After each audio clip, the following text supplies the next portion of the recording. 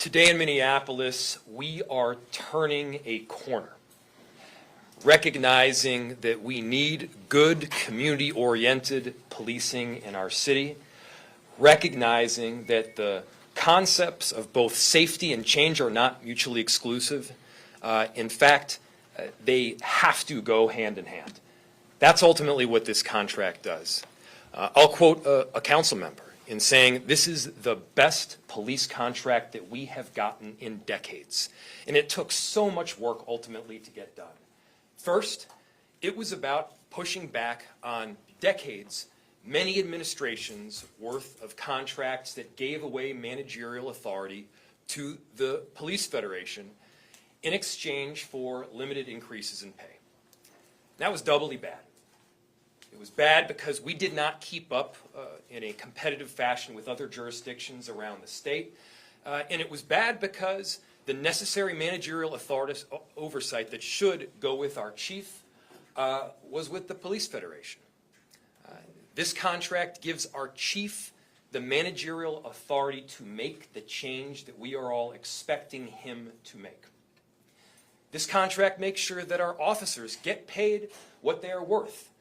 Policing is an incredibly hard job. Policing in Minneapolis is heroic. We need to make sure that they are paid for getting up in the morning and going home every night with the goal of protecting and serving our city. This contract accomplishes both of those things. I am thankful to our council members that approved the contract. I'm thankful for our police officers who have stayed with us through thick and thin. We knew that the contract was not where it should have been, both in terms of the competitive pay and the necessary managerial oversight for quite a long time. They're still here. We have a chief who is leading. We have police officers that recognize the work that they need to do to protect our community. I want to thank all the people who are up here with me and those that are not. Our Commissioner of Safety, Todd Barnett, is down in the council chambers right now, potentially answering questions. Our COO, Margaret Anderson Kelleher, is also down there answering questions, and we wanted to make sure they could continue to do that important work. Our Chief of Police, Brian O'Hara, for the amazing work that he has done in getting to this point, to our Director of Labor Relations, Rashida Deloney, our City Attorney, Kristen Anderson, Saray Garnett-Hahuli, Sarah Riskin, A.C. Blackwell, Nikki Odom. There are so many people that helped us get to this point. And by the way, it didn't happen overnight. We've been working on this contract now for more than a year, bringing stakeholders together, engaging with council members about their input, making sure that council members knew every facet of the contract through long and extended closed briefings. We've engaged with, of course, the Police Federation. And as with any contract, it's a negotiation. Compromise is involved. But I am confident at this point that it is a good contract. It's a contract that will help our city. It's a contract that will help Minneapolis turn a very important corner, recognizing that you can get both change and safety. You can see reforms take place and simultaneously recognizing that officers should get paid for the very hard job that they do. This is a big moment in Minneapolis, and we're so proud to be here with all of these incredible individuals. And with that, I'm going to turn it over to Chief O'Hara.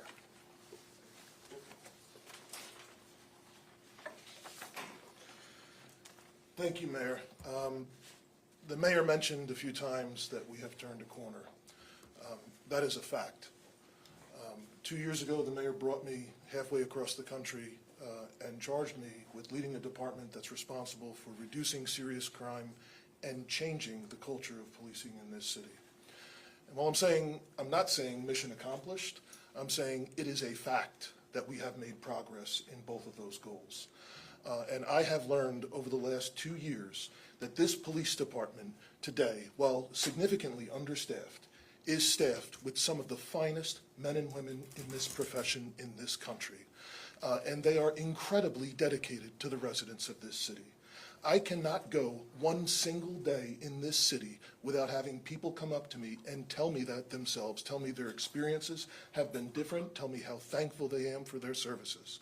However, unfortunately, because our officers have been through so much, because staffing is the challenge that it is, and they just simply show up call after call after call, going from, one bad event to the next, oftentimes working mandatory overtime without time to compensate and relieve from all of that. They don't get to see the outpouring of support from residents that I get to see every day. They got to see that during the 2 public sessions that we had. They got to see that over the last few weeks while the discussions of this contract have been public, and they know the vast majority of residents in this city see the change, they support them, and they are incredibly thankful for them. And they know some of our most vulnerable residents in this town absolutely depend on us. And while increasing pay is certainly not the panacea to any staffing crisis anywhere, I think it's without question that this police department is the most scrutinized in the country, period. And certainly the challenges that we have at this time in perhaps one of the most negative environments that police officers work in, with significantly higher caseloads that had been in the past, as stressful, as traumatic as a lot of that is, having the pay increases, having it being one of the best paid in this state is absolutely necessary to retain the outstanding men and women of this agency and to attract the very finest young men and young women who are looking to serve. So I'm incredibly thankful for the leadership of the mayor. I'm thankful for our city council that got this over the finish line. I know it is a fact. The vast majority of cops in this town have not felt supported over the last few years. The cops in Minneapolis today, in the city where George Floyd was murdered, do not have the luxury of deference. They have to go out and prove every single day that they are the good ones. And they have not felt supported both by police leadership as well as by City Hall. And I think today we've turned a corner with that narrative as well. This sends a strong message to our officers. We want good policing, we support good policing in the city, and we support our officers. So thank you so much, Mayor, for leading this. And I'll pass it off to the leader behind the scenes that worked tirelessly since December of 2022 to get us here and to get this done for our residents and for our officers, Director Rashida Deloney. Thank you, Chief. Thank you, Mayor. My name is Rashida Deloney. I am the Director of Labor Relations here at the City of Minneapolis, and we are turning the corner. Indeed, this is good news. There's been a lot of hard work, long hours, dedication from the city council, our residents, our constituents to get to this point. So we are indeed turning the corner. The city has so much to be proud of. I note today that this was one of the best contracts in decades. That speaks volumes to the efforts that we are forging forward here at the city to cultivate change. No surprises, no guesswork in this course of negotiations. We've offered a transparent process, and we will continue to do so to offer a service to our residents in the city of Minneapolis. Just know that our interest and our best interest that we've always had in mind of the city and the police officers. We want to show our statement of support and continue to do so as we partner in the work. So we're here today to celebrate it. I can't restate it more. It's an emotional moment for all of us involved and for our residents, and most importantly for our police force who work tirelessly. I'd be remiss to say that our city is nothing without our residents, who we work for so hard every day. That's right. And I'm pleased to play a role in that. That's right. The responsibility of working for our employees and staff is not lost on me and any members of our team. I have Greg Wiley, who has worked alongside of me this entire process to forge forward a cultivating transitional contract. We will be back at the bargaining table next fall, so the work does not conclude here. It continues. Even though this contract is approved, know this. We are hard at work on the other contracts, as I stated. There's 20 other contracts here at the city, and we want to show that same sportsmanship and partnership within our other unionized workforce here at the city. So understand that the seats at the bargaining table are still warm from those long hours spent. Thank you again for everyone involved to get us to this point today, Chief, Mayor. I can't thank you enough. DCOO, Director, Deputy, Frey, CHRO, Nikki Odom. Mayor Frey, I'll turn it back to you. Thank you. This is a great day, and we'll open it to questions that you might have. Mayor, or I suppose to Director or the Chief, on the temporary powers for management to deploy officers as you see fit and to hire civilian investigators, why were you satisfied with settling for those being temporary powers when it's something that, I mean, it could help officers with staffing realities and the council was insistent upon it for reform reasons? Why settle on those being only temporary? Let me start by acknowledging some of the changes that are in this police contract and explain it in as simple terms as I can, just so everybody gets the rundown. As I mentioned, for years, we have had these side agreements or letters of agreement that gave authority that should be with management over to the Police Federation in exchange for keeping the pay down. Over the years, that eroded our ability, our chief's ability, to get a job done. What this agreement does is a few things. One, it creates what's called a zipper or a merger clause that makes the written contract itself the four corners of the document. So in other words, it brings in those previous letters of agreement so that people can see what they are transparently, or it gets rid of them altogether. That was a very important step to build trust. That was a very important step so that our administration knows what has been agreed to in prior years and in prior decades. It was a big move for transparency. And as I said, it gave managerial authority also back to the chief. Now, having the ability to devote officers to where they're needed most, when they're needed most, that is within the authority of the chief. Many people would say, well, we would have thought that was already within the authority of the chief. It was not in full. That's a huge change. Having the ability to promote employees to sergeant or lieutenant at the numbers and at the time frames when our chief sees fit is another authority that he will have going forward. These are important changes that are critical to running a police department. They're also critical for creating culture shift and change. This contract includes it. Again, I've heard almost all of the council members mention that this was perhaps the best police contract in decades. It is. It's a good move, and this gets us to where gets us towards where we were looking to go. You asked about the time frame. Look, it's a negotiation, as is always the case. This is obviously going to be something that we're going to be fighting for, not just for several years, but for the future. You want to answer that further? How could the contract affect taxes moving forward?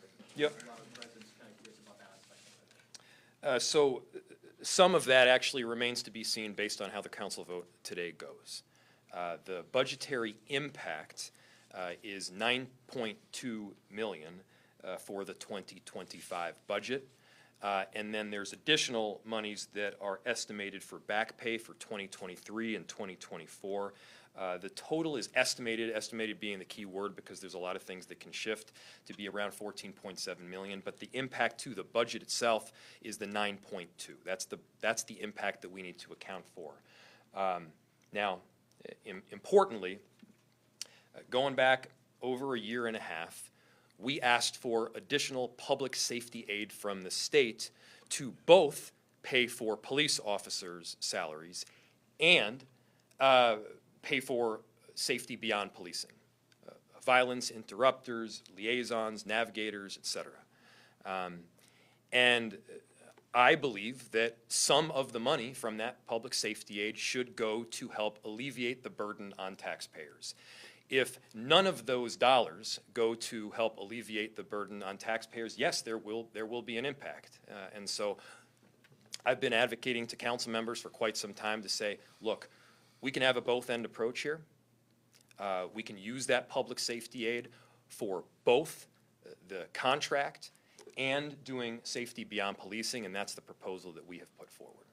With respect to the vote on that funding that's going on downstairs potentially right now, do you support the alternative proposal that the council is voting on? It's kind of a counteroffer. I mean, like, if they vote for it, will you approve it? There have been more than a few alternative proposals that have come forward, and to be honest with you, the proposals that I've seen have changed even very recently. And so I don't want to comment on that before I know what proposal it is exactly, what amendments have passed or have not passed. But here's the deal. The proposal that was put forward is a shell game.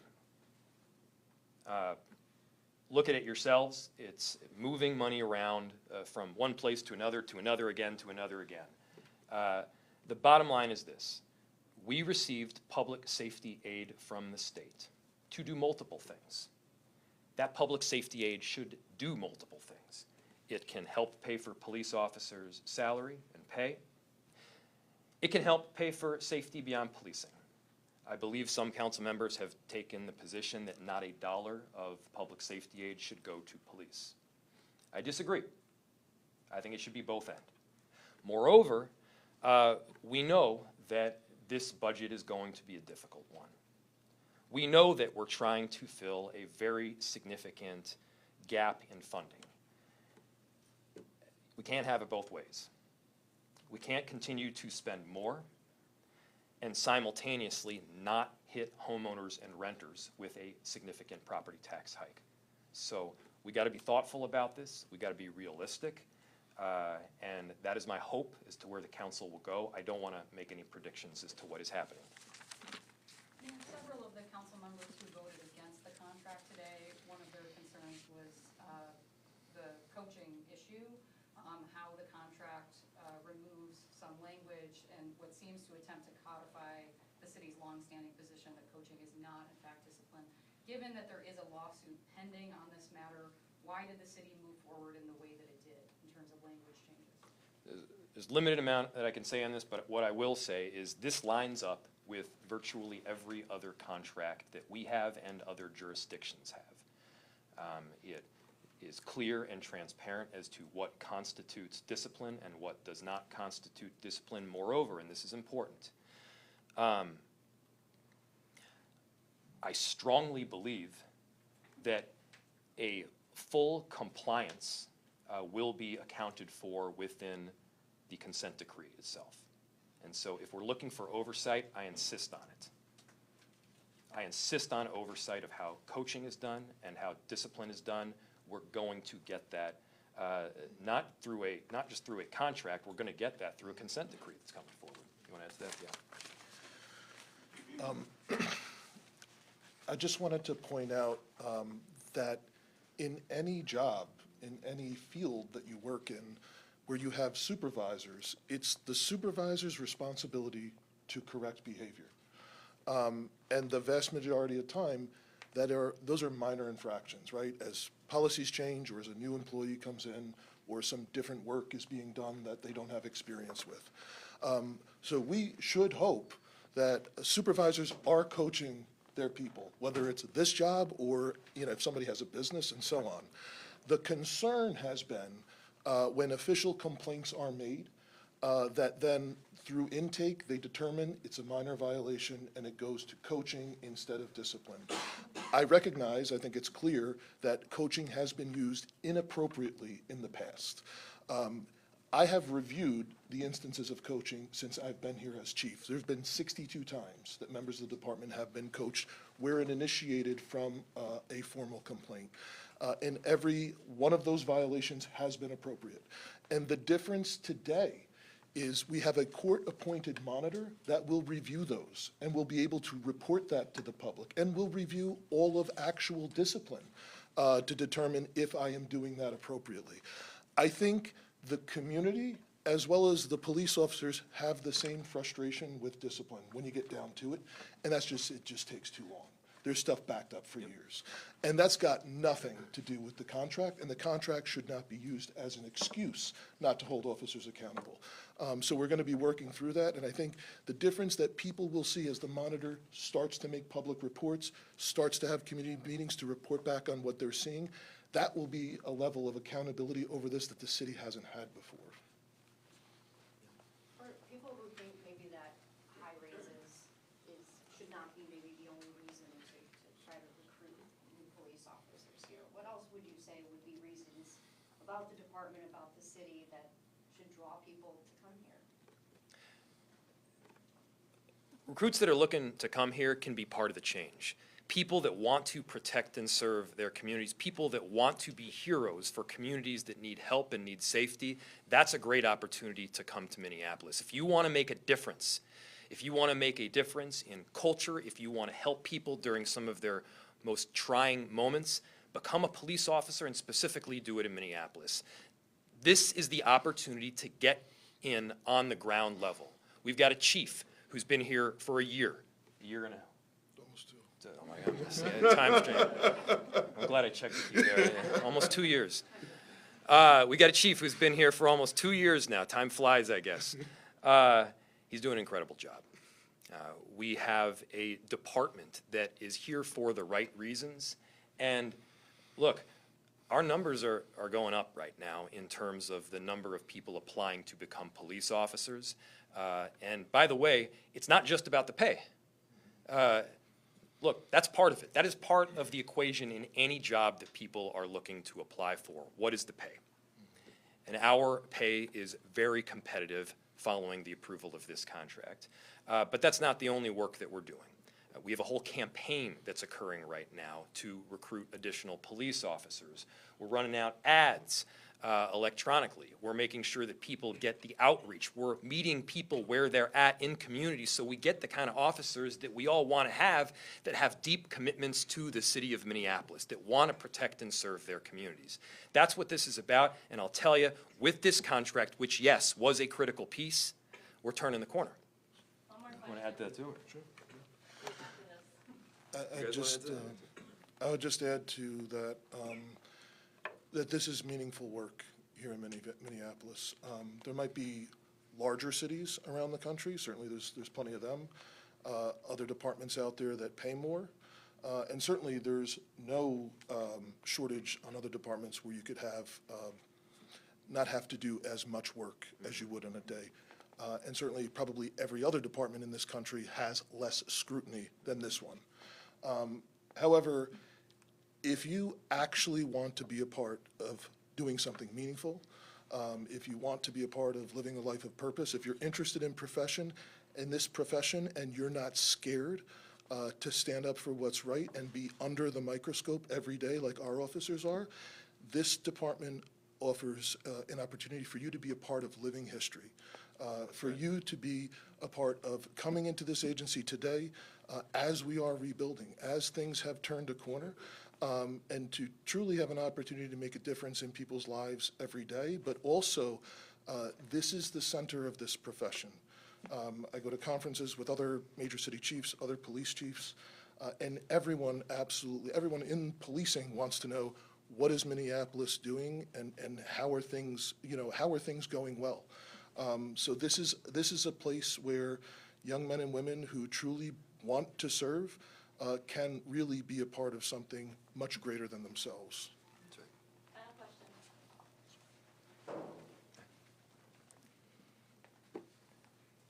Thanks, everybody.